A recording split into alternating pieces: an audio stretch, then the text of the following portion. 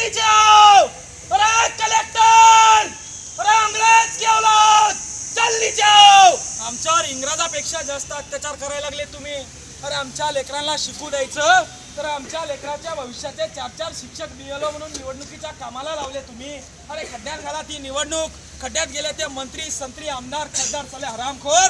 आमच्या पोरांच्या शिक्षणाचा खर्च तुम्हाला निवडून येण्यासाठी करताय। अरे कलेक्टर, अरे अंग्रेज की औलाद, जल्दी जाओ। आम्ही हे सहन करणार नाही। बरेच वर्ष सहन केलं, आता आम्ही हे सहन करणार नाही। आमच्यावर होणाऱ्या प्रत्येक अन्यायावर आम्ही आवाज उचलणार। तुम्ही आमच्या छातड्यात गोळ्या घाला, तुम्ही आम्हाला फासावर द्या, आम्ही शांत बसणार नाही। अरे कलेक्टर, अरे अंग्रेज की औलाद, जल्दी जाओ।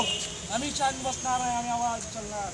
आणि आमचा आवाज दाबायचा जर का तुम्ही प्रयत्न केला तर उद्रेक या ठिकाणी झाल्याशिवाय राहणार नाही।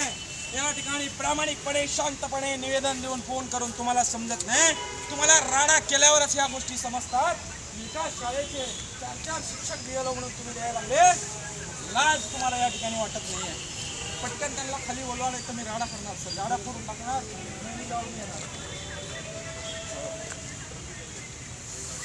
अरे 4 शिक्षक 8 शिक्षकातून 4 नाही द्यायचे, ती तहसीलदार नाही कळत का? तहसीलदार बसायला आले की तुमच्यात आवाज नाही रे, तुम्ही साले आधी गांडू आहे, तुमच्या मनगटात दम नाही ना आवाज उचलायचा।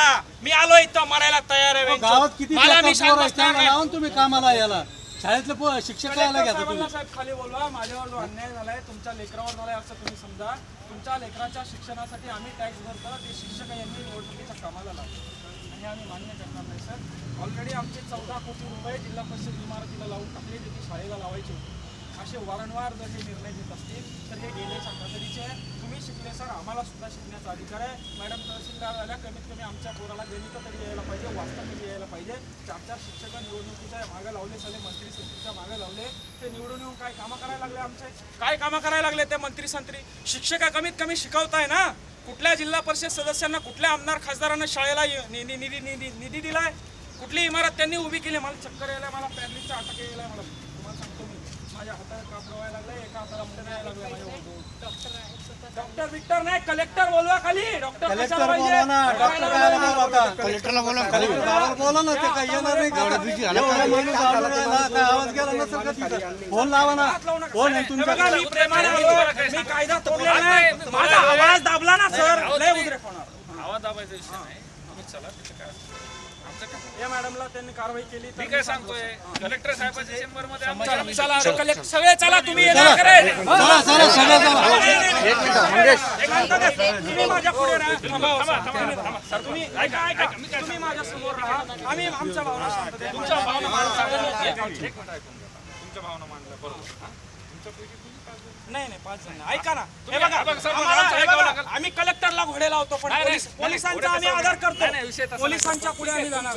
तुम्ही आमचा जीव वाचवताय, तुम्ही आमचं संरक्षण करताय, तुमच्या नोकरीला धोका होईल असं आम्ही काही करणार नाही। आमच्यासाठीच आहे का? आहे ना, पण सुद्धा नाही आमचं। तुम्ही दांड्याचा काय विषय करा नाही, ते सोडा नाही, आम्ही आहे ना।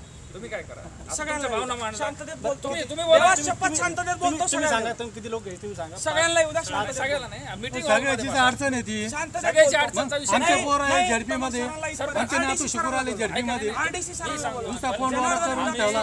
कलेक्टर साहेबांनाच हे करू, पण त्या असंच होतंय, आम्ही आवाज उचलतो। आवाजाचा विषय नाही। सरपंच ऐका ना, इथे जे मोर्चे निवेदन किंवा काही प्रश्न मोर्चा नाही साहेब त्यांना बोलवा नाही, इथं आता तुम्ही एवढे लोक असल्यावर त्यांना बोलवा ना खाली। त्यांचा संताप